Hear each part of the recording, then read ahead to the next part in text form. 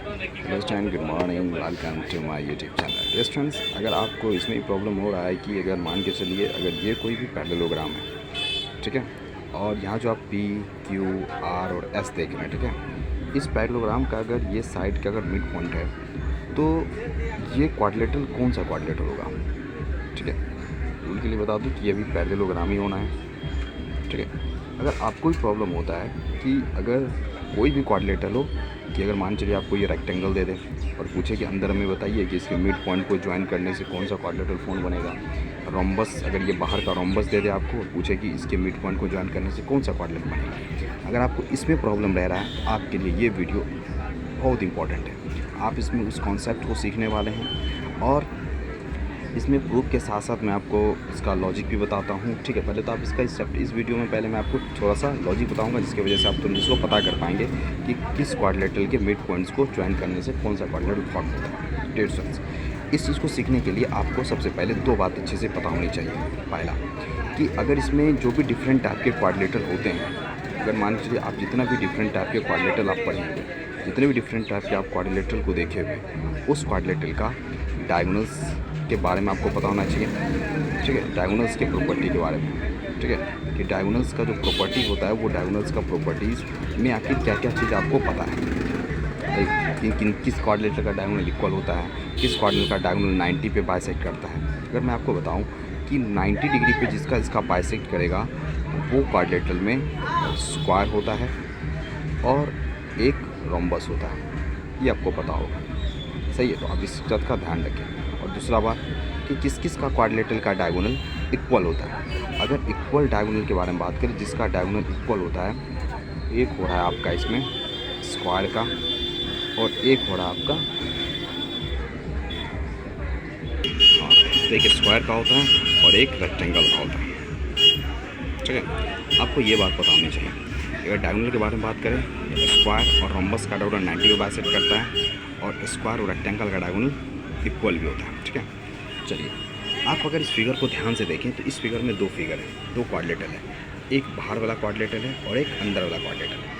आप अंदर वाले क्वाड्रिलेटरल का बता सकते हैं कि वो किस तरह का क्वाड्रिलेटरल होगा, सिर्फ आप बाहर वाले क्वाड्रिलेटरल को आपको दो चीज़ चेक करना है, ठीक है। अब यहाँ पे जो बताने वाला हूँ ध्यान से सुनिएगा, ठीक है, अच्छे से।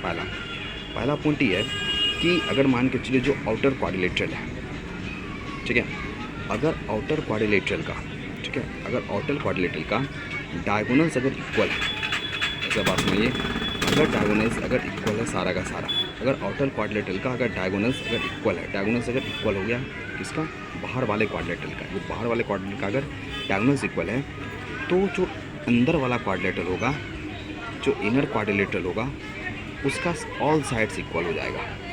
इस बात को आप ध्यान से रखिएगा, ठीक है। अगर बाहर वाले क्वाड्रिलेटरल का डायगोनल इक्वल है, इसका मतलब अंदर वाले क्वाड्रिलेटरल का सारा साइड इक्वल होगा। और अगर डायगोनल इक्वल है, अगर डायगोनल इक्वल नहीं है, अगर डायगोनल अनइक्वल है, सही है, तो इनर वाले क्वाड्रिलेटरल का अपोजिट साइड इक्वल होता है, अपोजिट साइड ऑफ इक्वल। पहला पॉइंट ये हो गया। दूसरा एक चीज़ आप ये ध्यान रखिएगा डायगोनल का। फिर दूसरा, अगर डायगोनल बाइसेक्ट कर रहा है 90 पे, इफ़ डायगोनल, अगर डायगोनल जो है वो बाइसेक्ट कर रहा है, बाइसेक्ट एट 90 पे, सही है, अगर डायगोनल बाइसेक्ट कर रहा है 90 पे, तो इसका मतलब होगा कि इन द अंदर वाले क्वाड्रिलेटरल का सारा एंगल 90 का होगा, ईच एंगल्स 90 डिग्री का, सही है, ठीक है। तो आपको ये दो को बात पता है तो आप किसी भी क्वाड्रिलेटरल का चेक कर सकते हैं। चलिए हम बताते हैं आपको चेक करके, ठीक है। तो अभी तक हमने जो बताया आपको वो बात अच्छे से समझ में आ गया होगा। अब इस बात को आप समझें। सपोज़ कर लें कि मैं आपको एक रेक्टेंगल देता हूँ, ये आपका रेक्टेंगल है, ठीक है, और मैं आपसे पूछ रहा हूँ कि इस रेक्टेंगल के मिड पॉइंट को ज्वाइन करने से कौन सा क्वाड्रिलेटरल बनेगा। तो आप आराम से बता सकते हैं, थोड़ा सा भी आपको टेंशन नहीं होने वाला इस क्वेश्चन को बताने में। आप ये सीखें, अगर ये रेक्टेंगल है, ठीक है, तो रेक्टेंगल में हम क्या जानते हैं, इसका डायगोनल्स जो होता है, डायगोनल्स वो इक्वल होता है। अगर डायगोनल्स इक्वल हो तो हमने क्या बताया कि अगर डायगोनल्स अगर इक्वल होता है तो अंदर वाले का सारा साइड इक्वल होगा, इसका मतलब इसका चारों साइड इक्वल होगा। इससे पता चल गया, ठीक है। अब दूसरा बताइए, क्या रेक्टेंगल का डायगोनल 90 पे कटता है, 90 पे नहीं करता, इसका मतलब इसका सारा एंगल 90 का नहीं होगा, ये सब एंगल 90 का इसका नहीं होगा। अब बताइए, जिस क्वाड्रिलेटरल का चारों साइड अगर सिर्फ बराबर है, इसका मतलब है ये कैसा होगा, सिर्फ और सिर्फ 90 नहीं है तो रोम्बस होगा। इसका मतलब क्या हुआ कि रेक्टेंगल के मिड पॉइंट को ज्वाइन करने से रोम्बस बनता है। एक और क्वेश्चन कर लेते हैं इस पर। आप देखिए आपको सारा ये जो मैं आपको बताया हूँ, ठीक है, ये एक बहुत ही इंपॉर्टेंट चीज़ है जो कि आप किसी से भी आप मतलब किसी भी क्वाड्रेटिकल के लिए आप लगा सकते हैं, ठीक है। अगर मैं मान के चलिए आप स्क्वायर के लिए लगाता हूँ, तो स्क्वायर के बारे में चेक करें, ठीक है। तो बाहर में स्क्वायर है तो अंदर में क्या बनेगा, तो बाहर में स्क्वायर है तो बाहर में स्क्वायर है, इसका मतलब है कि इसका डायगोनल जो होता है वो इक्वल होता है। अगर डायगोनल इक्वल हो रहा है इसका मतलब है अंदर का चारों साइड इक्वल होता है, ठीक है। और स्क्वायर का जो डायगोनल होता है वो 90 पे बाइसेक्ट करता है। अगर इसका 90 बाइसेक्ट करता है तो हमने आपको क्या बताया कि अगर डायगोनल 90 बाइसेक्ट करता है इसका मतलब उसका सारा एंगल अंदर वाले का 90 होगा, इसका मतलब वो सारा एंगल अंदर वाले का 90 होगा। अब आप बताइए, सारा साइड भी इक्वल है, सारा एंगल 90, इसका मतलब ये क्या बनेगा आपका स्क्वायर बनेगा।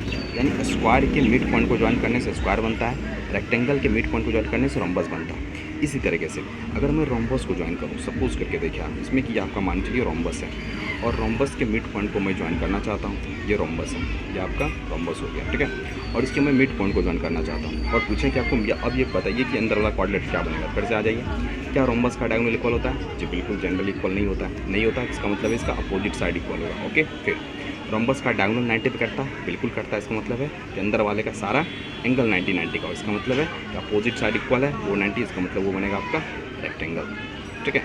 तो आपका ये बहुत बड़ा इंपॉर्टेंट पॉइंट था जो कि हमने आपको क्लियर करा, ठीक है। आप अगर इस थ्योरी के अकॉर्डिंग जाते हैं तो आप किसी भी इस तरह के प्रॉब्लम को आसानी के साथ बना पाएंगे बिना किसी प्रूफ का।